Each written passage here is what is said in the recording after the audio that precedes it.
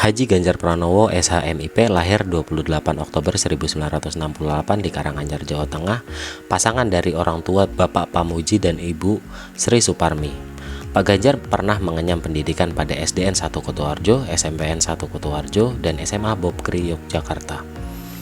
Beliau juga telah menyelesaikan gelar sarjana hukum pada Universitas Gadjah Mada dan juga telah menyelesaikan gelar pasca sarjana ilmu politik pada Universitas Indonesia. Awal karir dari Bapak Ganjar Pranowo, pertama kali beliau berkarir sebagai konsultan HRD pada PT Prakarsa pada tahun 1995 sampai dengan 1999, dan awal beliau terjun pada dunia politik, beliau menjabat sebagai anggota Komisi 4 DPR RI periode 2004 sampai dengan 2009, dan dilanjutkan dengan jabatan Wakil Ketua Komisi 2 DPR RI periode 2009 sampai dengan 2013.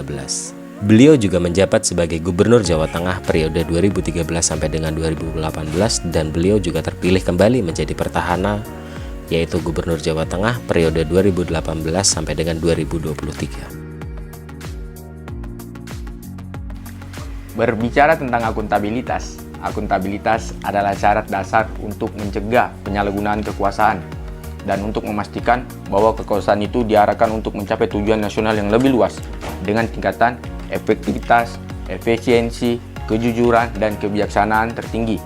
Salah satu contoh untuk mencegah kasus korupsi, Gubernur Jawa Tengah yaitu Bapak Ganjar Pranowo mengingatkan kita bahwa konsep akuntabilitas merupakan pertanggungjawaban kolektif dari 3 pilar, yaitu masyarakat, pemerintah, dan sektor usaha. Sehingga pertanggungjawaban yang dilakukan oleh pemerintah yang selama ini bersifat eksklusif dan vertikal perlu diperluas dilengkapi dengan model pertanggungjawaban horizontal, yaitu pertanggungjawaban dari pemerintah kepada kedua unsur government yang lain sehingga terjadinya sinergis. Demikian dari saya, terima kasih. Nasionalisme adalah pandangan kecintaan orang Indonesia kepada bangsa dan tanah airnya yang didasarkan kepada nilai-nilai Pancasila, yaitu menempatkan persatuan dan kesatuan, kepentingan dan keselamatan bangsa dan negara di atas kepentingan pribadi dan golongan. Nasionalisme yang dapat terlihat dari sosok Bapak Ganjar Pranowo adalah beliau sangat menghormati dan menghargai semua orang dan mampu memberikan semangat. Apalagi di masa pandemi ini, beliau memberikan semangat tentang Hari Kemerdekaan Indonesia yang ke-76 dengan melakukan upacara bersama dengan tenaga kesehatan dan pasien karantina yang dipimpin langsung oleh beliau dengan menggunakan APD lengkap. Terima kasih.